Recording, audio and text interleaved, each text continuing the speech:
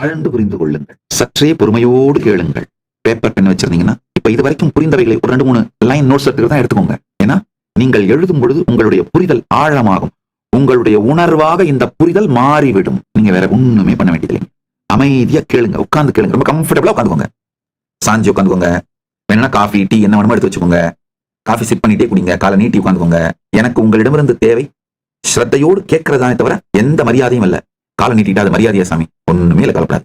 ஒரு நிஜமான உங்க மேல ஆழ்ந்த நேர்மையான அன்பும் காதலும் உடைய ஒரு ஃப்ரெண்டோட நீங்க உட்கார்ந்து அவர் பேசுறது எப்படி கேட்பீங்களோ அந்த மாதிரி கேளுங்க போதும். காஃபி வேணா காஃபி எடுத்து வச்சுக்கோங்க. ஹாட் சாக்லேட் வேணா ஹாட் சாக்லேட் எடுத்து வச்சுக்கோங்க. டீ வேணா டீ எடுத்து வச்சுக்கோங்க. காலை நீட்டிக்கோங்க. கம்ஃபர்டபுளா உட்காந்துக்கோங்க.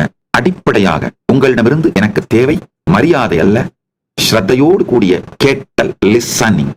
அதனால ஸ்ரத்தையோடு கேளுங்க. வேணா ஒரு நிமிஷம் மெயின் பாயிண்ட்ஸ், முக்கியமான பாயிண்ட்ஸ் நோட்ஸ் எடுத்துக்கோங்க. கைலாசாவின் பாகமாக பரமசிவசேனா பயிற்சி